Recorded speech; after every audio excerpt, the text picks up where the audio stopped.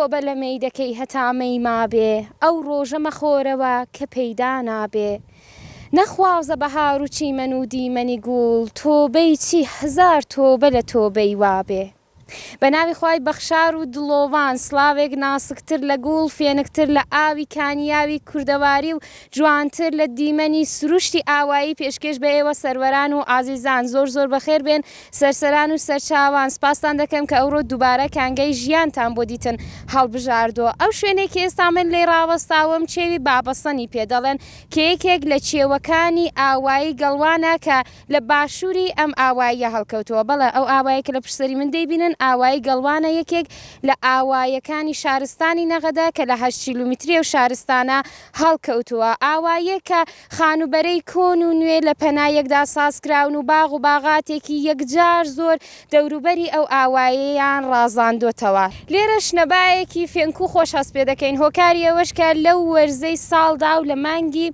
گەلاوێژدا ئێرە ئاوە فێنکو خۆشە سەرچاو کانیاوێکی زۆرە کە لە خوڕودۆڵشتەی دێنە خوارێ و هەرەوەش بۆتە هۆکاری ئەوەی کە ئەو ناوچەیە ئاوا سەرسەبز بێ فەرموو لەگەڵمان هاوڕێ بن ئەوە ئێوە و ئەوەش ئاوایی گەڵوان.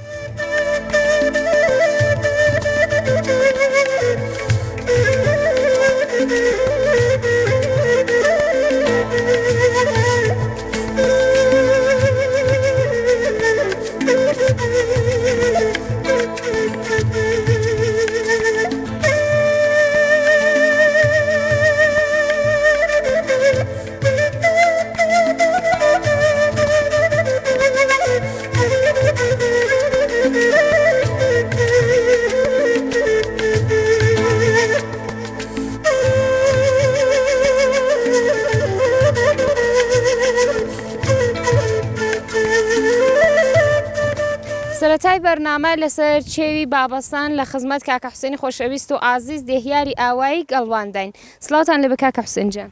زۆر بەخێرن سەرچاوم زەحمەت چێشاوە کە وەختی خۆدانا و هاتوونە دیمەش و بەسەر کردوێتەوە جوزێ و ئاوانەی کە بەسەریانەکەنە زۆر بەخێر بن. زۆر سپاس کاکە جان. کاکە حوسێن زیاتر خۆتان دەناسێنن. بسم الله الرحمن الرحیم ئەمن حوسێن بادینی دێهیاری ئاوایی گەڵوانێمە. کاکە حوسێن جان تەمەن چەندە؟ تەمەنم 37 ساڵە. تەمەن درێژ بن یاخڵا چەند ساڵە دێهیاری ئاوایی گەڵوانن؟ 13 ساڵە دێهیاری ئاوایی گەڵوانێمە لە ساڵ 1383 لە خدمەت جەماعەتی و ملت. هەبژین و سەرکەوتوو بن ئینشەڵا. کاکە حوسێن جان بۆمان باس بکەم زانین ئاوایی گەڵوان لە شۆ هەڵکەوتووە؟ ئاوایی گەڵوان لە 8 کیلومتری شارستانی نەقەدا جێگرتووە لە فاصلەی تقریبا 25 کیلومتری لە دێستانەوە جوزی بەخشی مرکزی دێستانی بەگم قەڵایە ئەوان. چەند بنە ماڵەوە چەند خانەواری لێ دەژی؟ دەسەر ژماری جەدیددا تقریبا 162 خانوارمان هەیە گەڵوان 610 نەفەرشی جەمعیەتە. ڕادی خوێندەواری چەند دەرسەدە کاکە؟ ڕادەی خوێندەواری خۆشبەختانە بڵێن 90% بە باڵا خوێندەواریان هەیە ئەکسەریت. الحەمدولیلا. لە ناو ئاوایی قوتابخانەی تاپۆلی چەند لێیە؟ کتابخانە تا 6 لێرە دەرسێ دەخێن دوایش دەچم بۆ شار دوای حوتمان. بەڵێ بنەماڵەکان ڕێگرنین بۆ درێژەدان بە خوێندنی مناڵەکان؟ الحەمدولیلا کە ئەوەندە ئێمە پێگیر بوونەوە ساڵ ئەکسەریەتی هەموو سەپنامە کردو زۆر هەموو سێرویشتیان بۆ دەگرن زۆر بە ڕێوجێ. الحەمدولیلا هەر سەرکەوتوو بن ئینشەڵا. کاکە حوسێن کار و پیشەی سەرەکی خەڵکی ئاوایی گەڵوان چییە؟ کاری سەرچیان کشت و کاڵ و باغداری و دەگەڵ ئاژەڵداریە. دیارەکە باغداری و ساڵانە زۆر پەرێگرتۆ بەر لەوەی زیاتر چیان دەکرد؟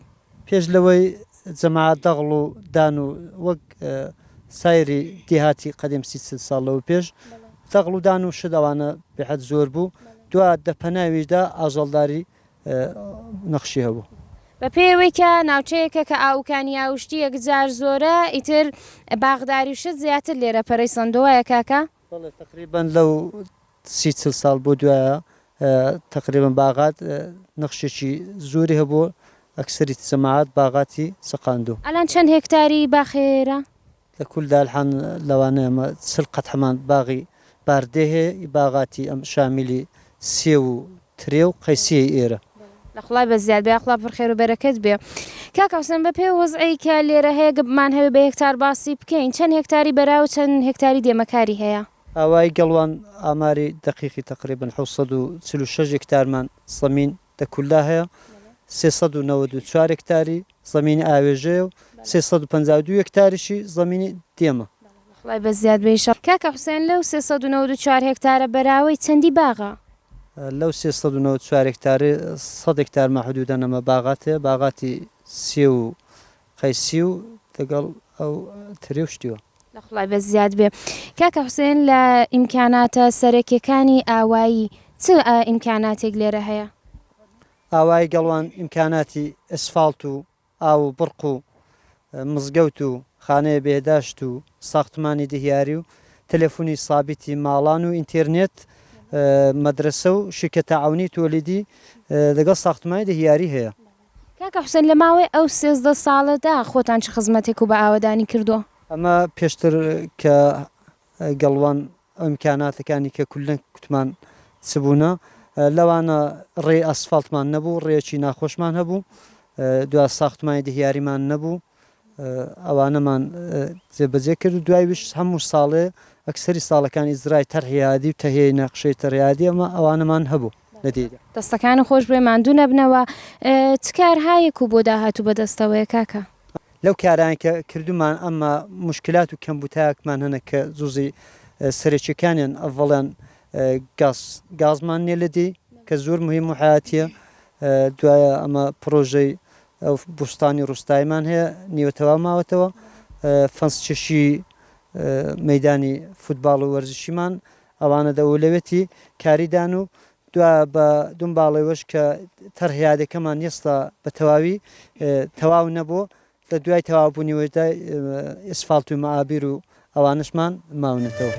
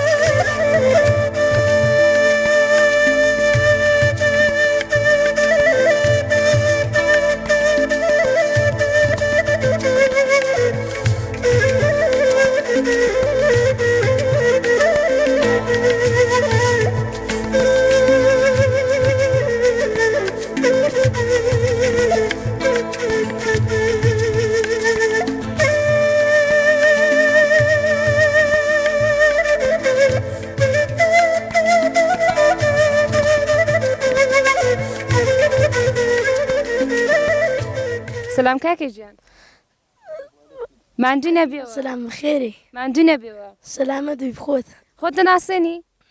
بەڵێ فەرموونی جەنابێت بە من حەز ڕەمەزانی. کاکە بەهمەنجان ماندوو نەبێەوە. کاکە بەهمەن لێرە لەبەر مەڕووکاو ڕامبوو. تەمەەن چەندە بەهمەنجان؟ تەمەن سینم 12. تەمەەن درێژ بی یاخدا دەخێنی؟ بەڵێ کلاسی چەندی؟ شەشم. هەر سەرکەوتوو بی ئیشەڵڵا. ئەحان لێرە چت دەکرد؟ هەڵات بوومە بەر کاوڕان. قالب ساغ بە یاڕەبی هاوینان وەختی بێکاری چ دەکەی لە دیدا؟ وەڵای دێمە بە شەل چۆرن یان کەشاوەرجێ دەکەم. قالب ساغ بە ئیشەڵڵا لەگەڵ بابتوان خەریکی کاروبار دەبی. کاک بەهمەن حانەوە چەند سەرن ئەو کاوڕانە؟ وەڵای خۆم دەقیقا نازانم. ئی خۆتانین یای خەڵکیشن؟ وەڵای خۆمانن. هەربژی ئیشەڵڵا. دەڵم جاوە پاییزێگە چویەوە مەدرسەی هیچێک لەوانت پێشکەش دەکەن یا دەستخۆشانە شتت دەدەنیە؟ ئادی چت دەدەنێ؟ کاوڕ. ئەحان چەند کاوڕتەیە؟ دا. ئی خۆشت هەر لەگەڵوانە دێنی و دەلەوە ڕێنی وایە؟ بەتەمایسیان لێ بکەی؟ بەتەمەن قەڵیان کەم زوو پێم فرۆشم. هەربژی ئیشەڵڵا. دەڵم کاک بەهمەنی واران کە دەچێوە نێو ئاوایی کاڕوشتەکەی دەبێەوە چ دەکەی دوایە لەگەڵ هاوڕەکان لە نێو ئاواییدا؟ وەڵای قمار وشتی دەکەم دەگەڵەوان بە چەرخی دەوران لێرە دەدەین. هەربژی سەرکەوتوو بی ئیشەڵڵا. دەڵم قام و گۆرانی شتیش دەڵێ لێرە لە بەرمەڕان؟ نەوەڵڵا. دەی هەوایەک. وەڵای نازانم. کاک بەهمان ئەگەر لێت پرسین خۆشترین کات و ساتەکەین تۆ کەنجەیە چ دەڵێ؟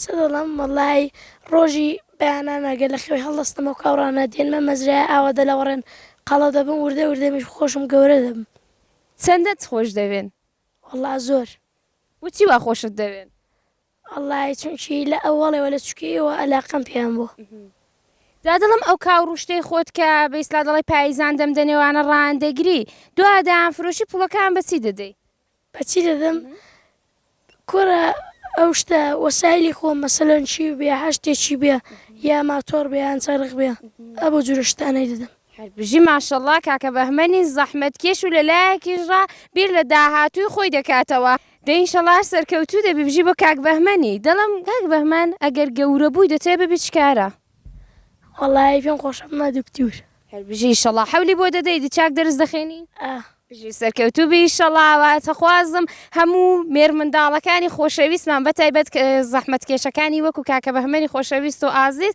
لە تەواوی ژیانیاندا سەرکەوتوو بن.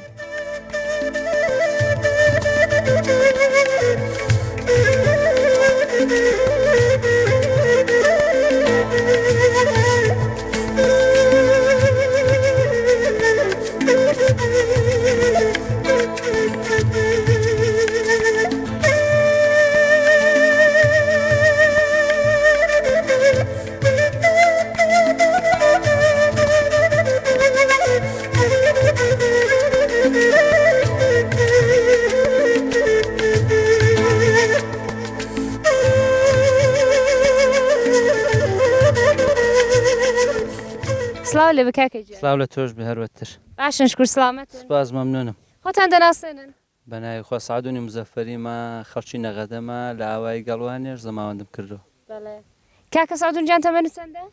34 ساڵ تەمەن درێژ بن یاخوا چەند ساڵە زەماوەند کردو؟ تقریبان 6 ساڵ زۆر باشە هەروە کاکە خۆی ئاماژەی پێکرد دیارە لە ئاوایی گەڵوان زەماوەندی کردو لە قەدیمە وەختویانە کابرا لەکوێ زەماوەند کرد بێ خەڵکی وێ پەزەمەش حسابی گەڵوانیان بۆ کاکە سعدونی خۆشەویست و ئازیز دەکەین کاکە جا خەریک بە چ کارەکەن؟ وەڵای سەنگفەرشی پیادەڕوان لێت دێن هەر قال بوو ساغ بێ ئیشەڵڵا جاکتویانە کاکە سعدون دەنگیشی خۆشە کاکە جان چەند ساڵە گۆرەین دەڵێن؟ وەڵای جا لە منداڵەوە دێڵم ئەمە بە وانێک نەبووە دی ئەلەنی نەبووە دی تەواو لە چ جێگا هەیە گۆرەین دەڵێن ئەلەن؟ ئەوە خۆماڵی بێ مەسەلەنی مەزلیسی خۆمانە و جوورە هەر بژین ئینشەڵڵا جا ئێستا چتان بۆ ئامادەکردون کاکە سعدون؟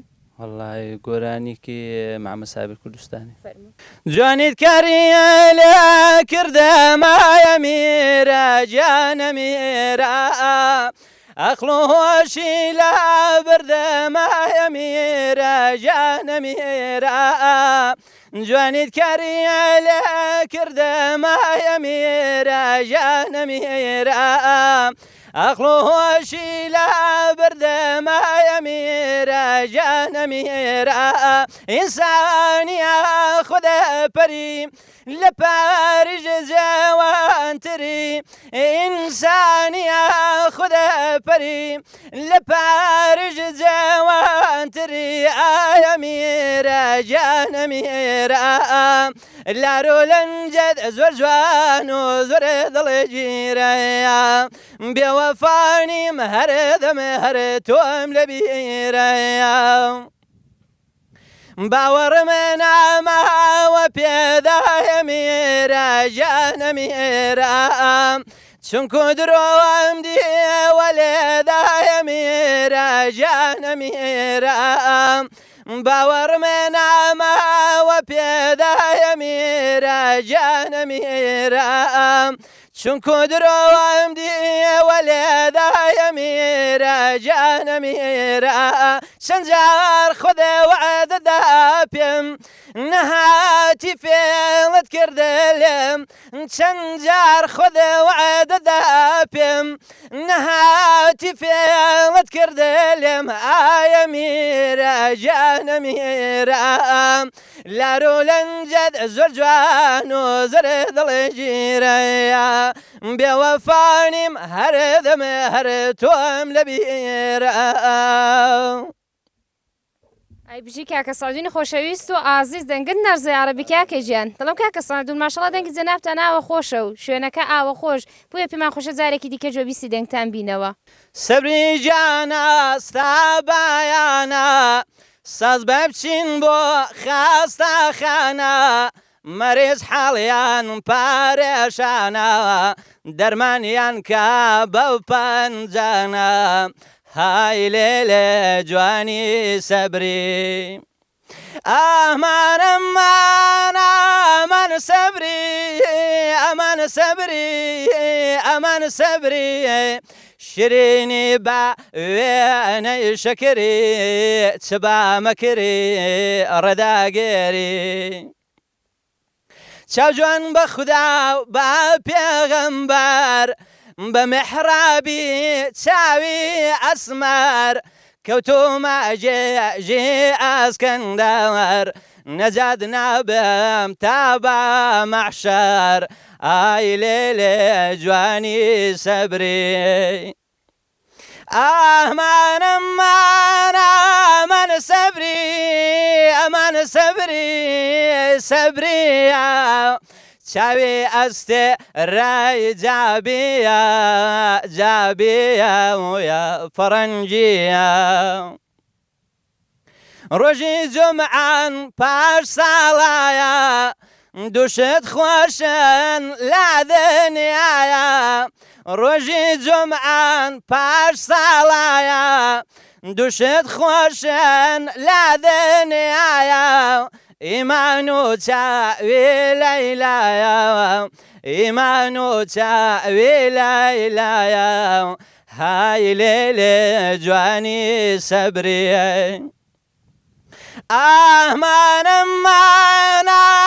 ئەمان سەبری ئەمان سەبری ئەمان سەبری شیرینی بە وێنەی شەکری چ با مەکری ڕێداگێری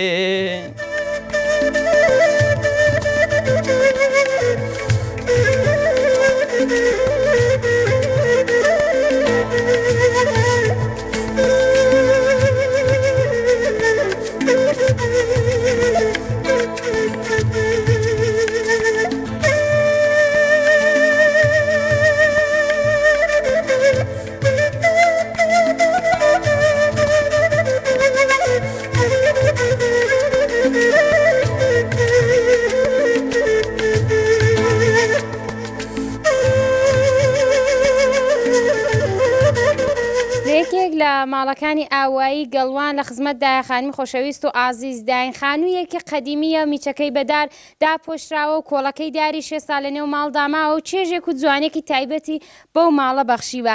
دایەخانم هێستا هەر وەکو قەدیم ئەو شتە دەستنانەی هەرماوە و ئێستاش خەریکی چنینە. سڵاو لێ بەدایجان. سلام سەر هەرتوو چاوم بەخێری. چاو خۆش بێ یا ڕەبی باشن شکر سلامەتن ئەلحەمدولای. سلامەت بیشەڵڵا خدا لێ رازی بی. ئەخوا بەخێری سەر چاوم. چاو خۆش بێ. دایجان خۆت دەناسێنی؟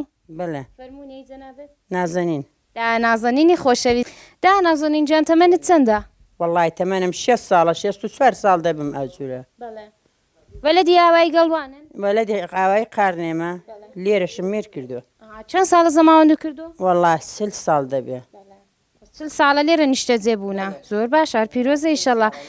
دا ئەوانەی داهاتنن چیان پێ دەڵێن؟ ئەو پیان دەڵێن گۆرەی میرزایی. گۆرەی میرزایی. بەڵێ. لە کەنجەوە فێربوونە؟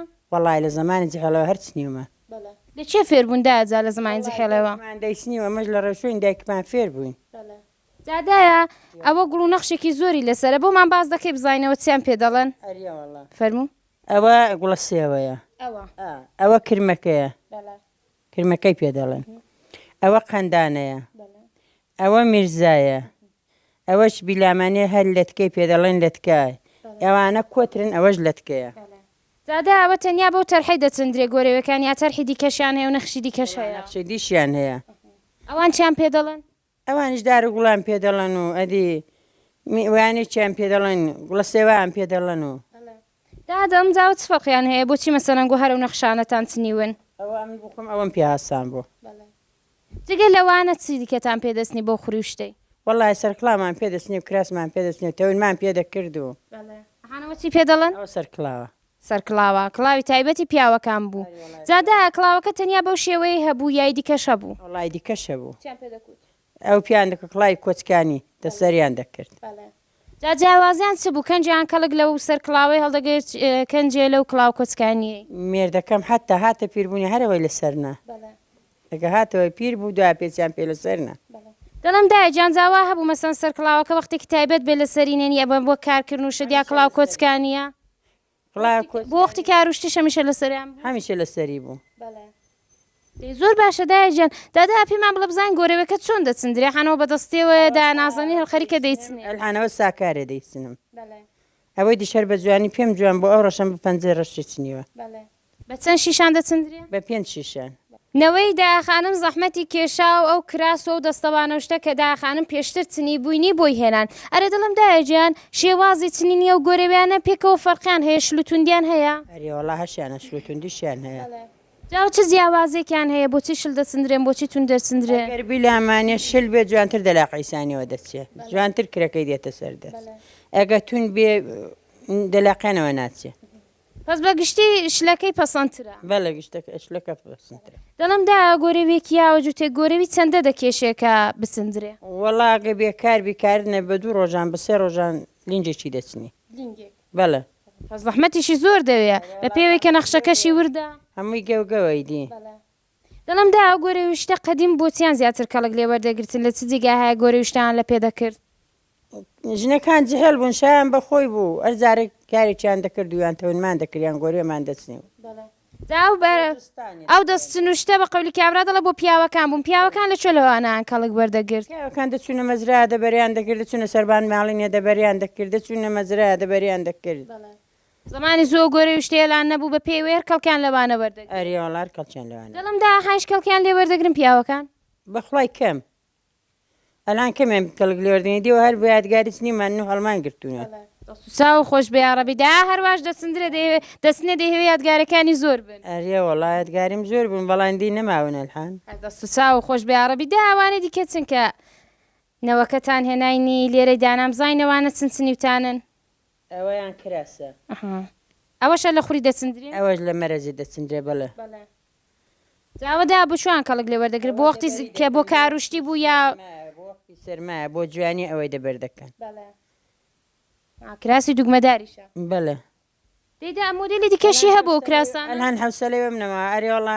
مۆدێری دیکەشی هەبوو ئەلهان حوسەلەوە منەما ئەوەی پسنمەوە دا ئەو چنینەوەی چی پێ دەڵێن فەرموتان هەنەوە کوتان ساکاری پێ دەڵێنەوە چی پێ دەڵێن ئەوە شەر نەخشە وەڵی ئەوەش هێلانە زەمبورەوە هێلانەی وەک مێشەنجوونی بێسلا ئەریوەڵا هێلانە زەمبورەیە دا دەڵم و کراسە نەخش و مۆدێلی دیکەشی هەبوو بیستن یا هەراوە دوگمەدار و بێقۆڵ دەسندران ناڵە نەخشی دیکەشی بوو شکاچیشی هەبوو ئەو چۆن بوو شکاچەکەی وەک ئەو لێوە گۆرەیە پس شێوازی چنینەکەی جیاواز بوو نەکەی جیازەوە زەحمەتی زۆرترە ئەدیێمانە چندە ئەوە دۆڵاغن دۆڵاق چکەڵکێکیان لێ وەردەگیرە دۆڵاغش بۆ جوانێ دەبەردەکران بۆ مەزرا دەبەردەکران ئەلحانە دۆڵاغە و دیوەی ئەوە میرزایە ئەو دیوەی هێلانە زەمبورەیە ئەو دیوەی شکاچیە بە سێ مۆد چندراوە داوە جگە لە وەختی کارکردن وشتیوە بۆ وەختی جوانی و شاوی بەزم و ڕزمی ژەوانە زۆر دەبەردەکردنەوە بوو جوانێکی قیت و قۆز ئەوانەی دەبەردەکرد هەری وەڵای ئەو دەمی تەقە کوڕەکەم بە زۆرم شای پێ بۆ هەر جارە شتێکم بۆ دەچنی ئەلان ماوە کوڕەکەتە لاش کوڕێک ئەم لای کوڕەکەشم خدا پێتان بێڵە یارەبێ خانش کەڵک لەوانە وەردەگرن دەڵێ و دەماوە بەدڵ بۆم دەچنی ئەریە وەڵای ئەلحانش جار جارە دەبەریان دەکاو جار جارش دێوە هەر هەڵم گرتوونە هەندم شای پێی بوو جارێک دۆڵاغم بۆ دەستنی جارێک سەرکڵام بۆ دەستنی و جارێک کراسم بۆ دەچنی و دەست و چاو خۆش بێ عەرەبی دڵم دا نازەنین زمانی زوو ئافرەتێک گەوانەی زانی با چ بایەخێکیان پێدەدا وەڵای زۆر بەنێونیە بانگ بوو خۆیاڵەن شادام کچی کابرایتەوەنی دەزانێ گۆرێ دەزانێ زۆری شایی بەخۆی بووش جار دەگەڵ جارە جیاتر دەکردن یانی کچێکە و کارانەی زانی باجاچ لە شتی دەست کرد باچ کاروبارینی و ماڵ و ماڵات ڕاگرتن و شت بە بە قەولی کابرا دەڵە پەسەندتر بوو لە نێو حالەمی ئەرێ وەڵای زۆر پەسم دام کچی کابرای هەم کارێکی دەزانێت جابا بخۆ عەوجەبێز نییە ئەو کچێ لەبەر کاری ژوورێ هۆشی دەرێنیە ئیدیەوەت کچێک بوو کە بە قەولی کابرا دەڵە داخواست و پیان پەسەند ئەریە وەڵا زۆر باشە دا نازەنینجان دڵم دا ئابرک باسی جلوبەرگی قەدیممان بۆ بکە بزانین زمانی زوو وەختی کارکردن چیان دەبەردەکرد لە نێو ماڵ و یا لە شاوی شت چیان دەبەردەکرد وەڵای ئەگە دەچووینە شایی بەرجی کوردیمان دەبەردەکرد و شەدە جەلجەلەمان لەسەر دەناو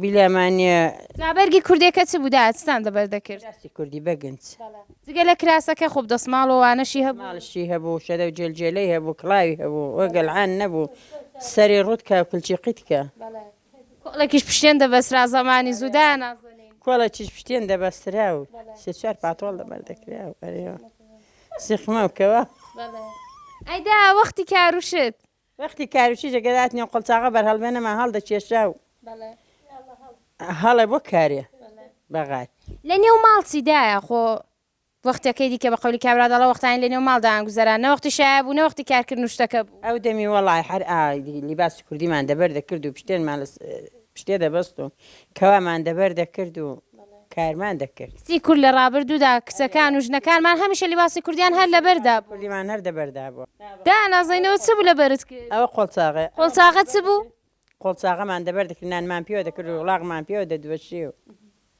قەدیم بۆ هەموو شتێک فکرێکیان هەر هەبوو بۆیە کە بەرۆکی لیباس شتەکە پیس نەبێ قۆڵچاغان دەبێت بەرەوشی لیباس شتەکەی پیس نەبێ زورەوە بۆ داوێنی کراسەکەیدا بۆ دامێنی کراسکەش پاتۆڵێکمان هەڵدەکێشە بەڕاڵوێنەشە بوو ئەرێڵا بەرهەڵبێنەشە بەرهەڵبێنەکەش مەروامەوە بەرهەڵبێنە جگە لە وەختی کارکردن و بە ئیسلا بەخۆی کابرا لەبەر پیس بوونێکەوە خۆیان دەخست چ کەڵکێکی دیکەیان لێ وەردەگرت هەی جگە لە کاری لە خۆ دەبین و دامان دەنا ێباران دەچین بۆکانی خۆمان ڕادەوەشان دەبەر خۆمان دەبەست و قڵچاغە بەرهەڵبێنەوە خۆیان پێجوان دەکرد وا هەبوو کە دەستنا شاخ و بەندە نوشتی مەسەڵەن بە قەولی کابرا دەڵە دەچون بۆ جیاو گۆڵی بەهاری وانە کۆش بگرنەوە لەوەیکەن ئەرێوەڵاوا بوو کۆشمان دەگرتەوە پاتۆڵمان دەپێ کرد بەرهەڵبێنەکەشمان دەبرە هەموو کار شتمان تێدا خەڵک زۆر باشەدا نازانین جا ئینشەڵا هەر دەخۆشی دابن دەست و چاو و خۆش بێ قالبوەر ساخ بێ ئینشەڵا ماڵوو ئاوەدان بێ دەست و چاو خۆش بێ گەنگۆ ئەمە خوێندەوە هاتنەوەم بەسەر کردەوە سلامت بیا خوددا دایجان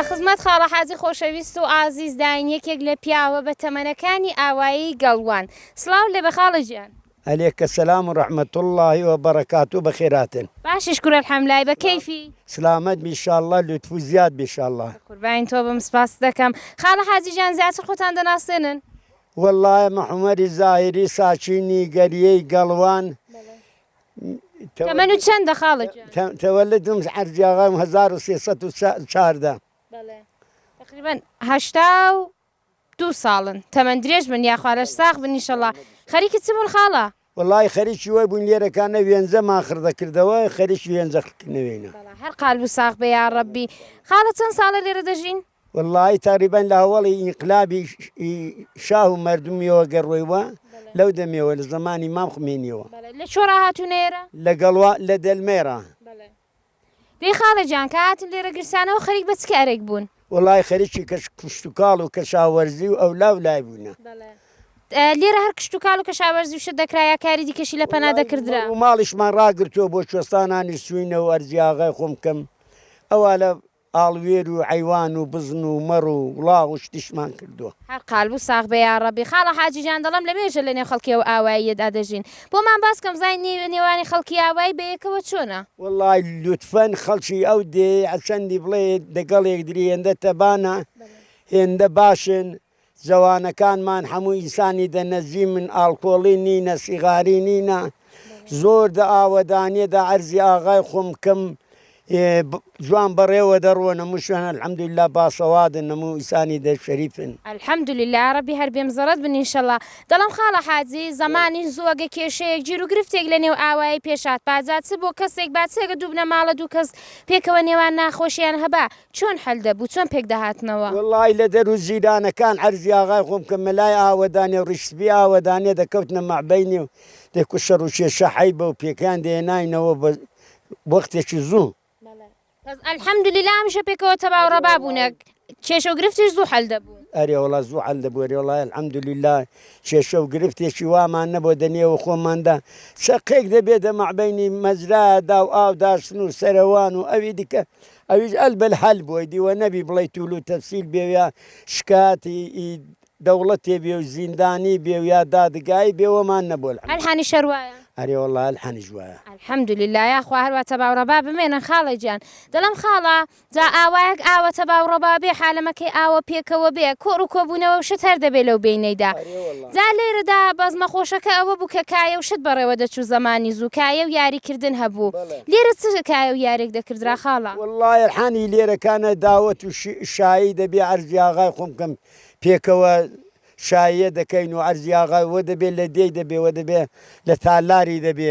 ئەوالە هەر بێم زەرت بنیشەڵا خاڵی داوەتکردن و بەزم و ڕەزنەکە بەجێی خۆی باسی کایە و یارەکان دەکەین زمانی زووکە لێ کۆ دەبوونەوە جا چ شەوانە با چ دەمی ئێواران با لە مزگەوت و لە ماڵەکان ئەو دەمی بیت و حەقات و نەقڵ و قسەی دەوالە دەکرای قەدیمی کۆن ئەو قسانە ماروشتیش دەکراوە و جۆرابێنوان ئەرێ وەڵالعانی ژ من نۆکەرێکین گۆمەیان دا پێتان بێ لە چای دێ دەڕوا بۆ زۆرابێنێ لە یەک دوو ژیانیش فۆقڵا وانە کاتونەتەوە لێ دوو ژیان شکستیان خواردووە الحەمدولله ئاخوار بێم زەرەت و سەرکەوتوو بێ ئیشەڵا جگە لە جۆرابێن زمانی زوو چکایەکی دیکە دەکردرا والله غالب يعني شغلي كشاوزي دياتي وملتي دياتي هر زورابين بو قمارشان كدو سيزقو أبي ديكو عن برانتو هي أما والله لو دي بو نمونة وجودينيا بەس بەرچاوەکان جۆرابێن واتە قماری گۆرە بیان أبي قورة ما زورابين أنا من والله دونو كرين قومنا غالب ديبينيا قال لديش دا زورابين نبو دسنا بسوية دسنا أنديزية دسنا سەوزەی دەچنە ئەو دیانە لە بۆ زۆرابێنێ دەچن لە دویان دێن بانجان دەکەن بە تەلەیفۆنیا دەڵا دەنامەوە دێن لە شارێرانی ڕا لە گردیاخۆ بوو کۆنە دێ و ئەوانە هاتوونە بۆ زۆرابێنە هاتوونە شەوێ لە ماڵێ هەتا سعات دوو یەکی ماونەتەوە الحەمدولله هەر بێم زەرەت بن یارەبی پەزوا دیارە لاوەکانی ئاوایی قمار و کایەکانی کۆنیێران پاراستۆ ناوەڵای قمار شێزگا پەرانتوو ئەوان دەنێودانێ وجدانان سیغار کێشان مەکروف خواردنەوە ئەوان دەنێودانێ الحەمدولله خوا لە ساغ و بێم زەرەت بن ئینشەڵڵا دەڵم خاڵە گیان لێرە فەرموتان خەریکی کاروبارن لەو مەزرا خۆشە یاڕەبی خوددا لێتان تێک نەدای ئینشەڵڵا دەڵێم لەبەرە خۆتانەوەکە کار دەکەن وردە قاموشتیش دەڵێن وە سێرێ وەڵا کابرا ئیدەبیرێکی دەکا دابوو مامڵە خاڵە جامزانی چ دەکوت ساخن نازانم من قامێ بڵم یا مەسەلەم قامێ ساک نازانم وەڵی ئەگەر ئەمە بازە قسێکە ئەوانە دەزانم ئەدی حەیران خاڵە وڵی عیرانیشم زۆر کەم ترکتووە چ دەزانی بۆ مام بڵە ئەگە دەڵێن نەتا بەیتی کەڵ و شێر و بۆەوە ژێڕم فەرموو خاڵەجە وتی ڕۆژێک لە ڕۆژان هەوڵ بۆ هار بوو ئێرە کە شار بوو هەتا دیار بوو شاری عەلاکۆ هەتا دیار بوو دنیا سەبزە پۆش پاپ مێرغوزار بوو شاکەڵێکی هەبوو ئەو کەڵە هار بوو کتی تەکبیر چ دەکبیر لەلانی کەڵی چ بێنین بکەین بەرتەقای کەڵی وتیان شێرێک یاغی بووە لە نێو زەنگەڵی مەجین ئەو ببێ بەرتەقای کەڵی تەکبیریان کرد لە کەڵی کوتیان دەورەی شێریاندا کوتیان شێرێک یاغی بووە لە نێو زەنگەڵی دەورەی شێریاندا بە فێڵ و بەفەند دەستۆیان دەکرد دوولایی و کەمەند شێریان دەهێنا غەریب و دڵمەند شێریان خستە بەرەنگاری یەکدری بوو بە بەزم و ڕزمی میر و بەگلەران خانم تەماشاکەن لە گوێی پەنجەران کەڵکتی ماڵت خراپی حەبلەی زەنگەڵی چ حونەرت کرد هاتێ ڕێکەڵی ئەمن کەڵێکم زلی بیکارە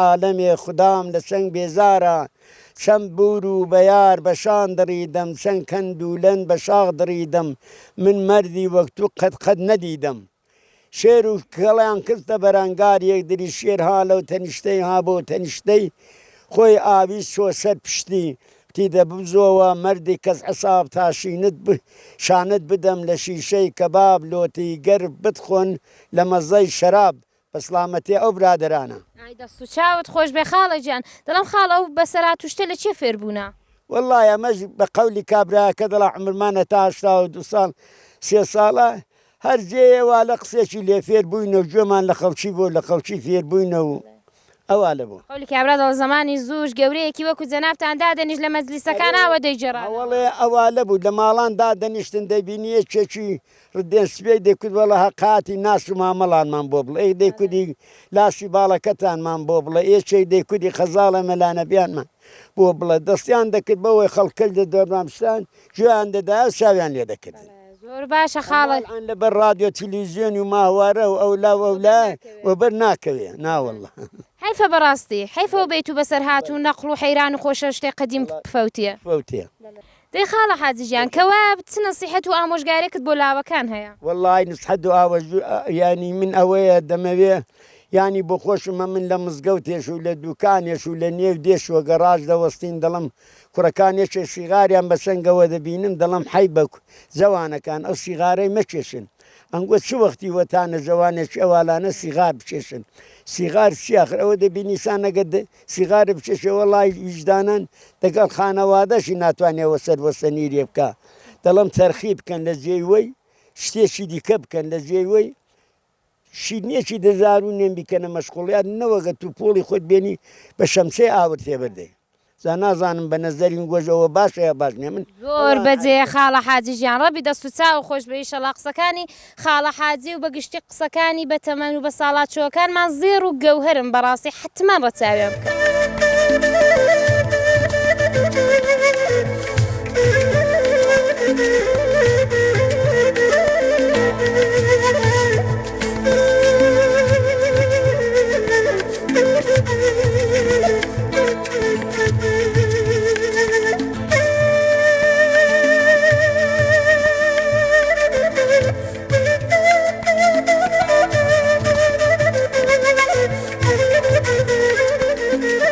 لە خزمەت کاکە یاسینی خۆشەویست و ئازیز یەکێک لە لاوانی خوێندەوار و هونەرمەندی ئاوایی گەڵوانداین سڵاتان لەبێ کاکەجان. سڵاو زۆر مەمنون زۆر بەخێرن باشن شکر سڵامەت سپاسام دەکەم تشەکر دەکەم مەمنون ڕێزن زۆر سپاس کاکە یاسینجان زیاتر خۆتان دەناسێنن وەڵا جوورێکە باستان کرد من یاسین بەهرامبێگیمە تەمەن و چەندە؟ وەڵا 28 ساڵم تەمەن درێژ و لەش ساغ بنین ئینشەڵا خەریکی بە چ کارێک بوون کاکە؟ وەڵاهی هەرە جوورێکە وەختەکەی دیارە خەریکی کاروباری چەوەندەرین چەوەندەروا دیارە تا هەن زەحمەتمان پێوە شێشاوە گەاندمانتەوە ڕۆژەی ئەلهانەکانەی لە سەمپاشی و لە دەرمان وشتی هەموو خارج بوو ئەها فقط ئاوی دێوە ئەمەش مەشغوڵی ئاودانی چەوەندەرین قالبوو ساغ بێ ئینشەڵا پڕ خێر و بەرەکەت بێ یا ڕەبی هەروەک ئاماژەم پێکرد کاکە یاسین یەکێک لە لاوانێکە کە ڕادەی خوێندەواری لەسەرەیە و وەکو هونەرمەندێکی ئاوایی گەڵوان ناسراوە کاکە یاسینجان زیاتر بۆمان باز دەکەن بزانین تا چ قۆناغێک و خوێندۆ و لە چ بوارێکی هونەریەوە فعالیت دەکەن. دروستە وا دیارەکە ئەمن لە بەخشی تەئاتر و سینەمایدا کاشناسەکەم لە تارانە بەگرتووە لە باشی تەئاتر و سینەمای کاشناسی ئارشەدەکەشم کە ئیقتصادێک شاوەرزیە چونکە سەرڕەشتە و شوڵشتی خۆمە لەو بوارەش دەتوانیم مەدرەکی ئارشەدەکەش وەگرمی لەباری شاوەرزیشدا لە پێناویشدا کە وا دیارە کاشناسەکەمان کاشناسی تەئاتر و سینەما بوو لەو ماوەیدا کە ئەمە وەختی زیادیمان هەبوو شاوەرزەکەی ئیجازەیدا کاروباری هونەری دەکەین وەکو فیلم چاکردن وەکو تەنز مستەنەد ئەلحانیشکەوا دیارە فیلمێکی بە نێوی یاریمان دروست کرد و تەواو بۆ ئەلحان دەو دەقەیدا مەشغوڵی مستەنەدێکین مستەنێک شاوەزی چۆندەری قەند لە مەرحەلەی کاش داشت تا بەرداشتی ڕا کە مدەت زەمانەکە کە 1 ساڵە هەربژین و سەرکەوتوو بن ئینشەڵا کاکە دڵم چۆنا هۆگریتان بە هونەر پەیدا کرد بە تایبەت هونەری سینەما. واللهی لە منداڵێەوە کولن علاقەمان پێ بوو وا دیار بوو قسمت بوو چوین بۆ تارانێ لە تارانێ دەرسمان دەخێن لەوێ قسمت بوو کە تووشی ئەو هەرفەیە بووین و کلاسەکانی ڕۆشین و مەدرەکەمان وەگرت و ئیدی بەر لە دەرس خوێندن کارتان کرد بوو یا تەنیا دەرسان خوێند و دواتر درێژەتان پێدا؟ وەڵان بەڵێ لە پێش دەرس خوێندنەکەی پێشەوە کە بچم بۆ تارانیش لێرە هەبوو وا دیار بوو لە مەهاباتی ڕاتبوون دۆستانی وێ مەسەڵەن ئاغای شەکرە بوو نەزانمانەکەی چێ لەوێ لێ کاری کرد بوو ئەمیش لە هەر لەوەی کە باش بوو کە بۆ ئیستارتێک کە بتوانم ینی ئومیدوارتر بووم بۆ ئەوەی کە بتوانم ئەو کاری سینەمایی دەست پێ بکەم و بۆدواترکەوە مۆشتاقتری کردم. کاکە فەرمووتان تا ئێستا فیلم تا ساز کردو واتا ڕۆڵی دەرهێنەرتان هەبوو جگە لەوە لە چ بوارێکی فیلم سازەوە تێکۆشانتان هەبوو؟ بەڵێ چونکە ئەمە لە نەغدیدا ژیان دەکەن شاری نەغدە شارێکی چووکەیە لە بواری سینەما و شیدا فەقیرە ئەمە قسمت وا بوو کە لە هەموو بەخشەکانی سینەمادا فعالیت بکەین هەموو بەخشەکان وەکو دەرهێنەرەکەی و وەکو پێکهێنێر و وەکو فیلمنامەنووسین و حەت شتەکانی کە لە بواری سینەمایدا ئەمە توانیمانە یانی بۆ خۆم توانیمەکە لەو بەشیدا فعالیتێکی باش بکەم. هەربژین و سەرکەوتوو بن ئینشەڵا. کاکە یاسین دەڵم فیلمەکانی کە تا ئێستا بەرهەمتان هێناون چ بوونە؟ بەڵێ فیلمی قەوەت و غەیرەت بوو هەر لەگەڵوانە سازم کردو، فیلمی یاری بۆ لەگەڵوان دەسازم کردو، ئابرا نجات دەهیم هەر لەگەڵوان ڕەسازم کردو، من ژنم دەوێت بۆ مشەخەساتە لەگەڵوان ڕەسازم کردو. ئیدی کاروبارەکانی کەشکە لە تاران نەبوونەکە ئەو وا دیارە ئۆزوی هونەرەفتومی تارانەش بووینە لەوێ کارمان کردو. وەڵا ئەوان زۆرن هەم تەئاترە و هەم سینەمایی و هەم سریاڵ ئەوانەمان کارکردن وەکو ئایدۆزدا خەرابێشامە ساختمانی 85 ئەو سەفەرەی بوویە خۆشە هوردەراتەشە و زۆر شتەکان کە هەنەدی هەربژین ئینشەڵا. تا ئێستا فیلم شتەکەتان ناردۆ بۆ هیچ بەرچێ و فیستیواڵێک؟ بەڵێ فیلمنامەی یاری کە پێش ئەو مستڕندەی چاکەم کردبوو نردومانە بۆ فیستیواڵی هەمەدان و تارانێ خۆشبەختانە قبول کرا و دواش مەقامیشی هێناوە وەکو دەتوانم بڵم کە فیلمی یاری ڕوتبەی ئەڤەڵی هێنا بۆ لە جەشوارەی فیلمی فەجر لە هەم لە هەمەدان و هەم لە تارانێ. سەرکەوتوو بن ئینشەڵا. پلە و مەقامی دیکەتان تا ئێستا بەدەستێناوە؟ وەڵا لە تەئاترێک بوو تەئاترێک بەنێ بوویە خۆش و ئەسخەرابێ شام تا مەزە یەزید هەم بۆ عنوانی بهترین بازیگەر هەڵبژاردرام هەم بۆ عنوانی بهترین کارگردانیش و تێکۆنەندەش کە لە تارانی ئەو دەم خزمەت بۆ کارمان کرد ئەرەوەڵا لەوێژ ئەو مەقامانمان بەدەستێنارەوە. بژین ئینشەڵا. دەڵم کاکە یاسین وەکو ئەوەی کە بۆ خۆتان لاوێکی و ئاواییەنە چەندە بوونی جەنابتان کاریگەری هەبوو لەسەر منداڵەکان و لاوەکانی ئاواییەوە ئەوانیشتان هانداوە کە بێن بۆ لای هونەر؟ بەڵێ خۆشبەختانە ئەوڕۆکانە لە دێهاتی لە خصوص دێهاتی مەکە گەڵوانە خۆشبەختانە پیر و منداڵ و جوانەکانن هەموو ئەلاقەمەندن بە سینەما. بەڵام چونکە هیچ حمایەتێک نییە لە تەرەف مەسئولین وەکو ئیدارەی ئێرشادێک وەکو سەدا و سیمایەک ئەوانە ناتوانن مەسەرەن ئەوەی کە ئاشقی فیلمە ئەلاقان پێەیە ئەوانەکەی خۆیان باشی بەرنەسەرێ مەجبورین هەر جوورە بە بێئیمکانات و لە باڵی خۆمان لە خەرجی شتی خۆمان دەبتوانین ئەو کارە دەرپەڕێنین و کاری بکەین هەرەوەندە. هەربژین و سەرکەوتوو بن ئینشەڵا. چەندە جێگای دڵخۆشیە کاتێک دەبینی مناڵێک لاوێکی ئاوایی ئاوەوە دوای هونەر دەکەوێ و تێدا سەرکەوتوو دەبێ بە تایبەتەوەی کە کاکە ئاماژەشی پێکرد کە هەم بەرنامەی دێکۆمنت سەبارەت بە ئاوایەکە سازەکەن و هەم فیلم شتەکە دیکە کە تا ئێستا بەرهەمیان هێناوە هەر لە ئاوایی فیلم بەرداری کراوە. دیارە ئاماژەیان پێکرد کار و پیشەی سەرەکیان وەرزێڕیە وەکو وەرزێرێکی سەرکەوتوش لە ناو ئاواییدا ناسراون. ئاواتە خوازم هەر سەرکەوتوو بن ئینشەڵا کاکە جان چ لە بواری کارەکەتاندا چ لە بواری هونەرەکەتاندا هەربژین. دەست و خۆش بێ زەحمەت و شێشە دەستا و خۆش بێت شەکوری لێ دەکەم سپاس دێ ماباوت.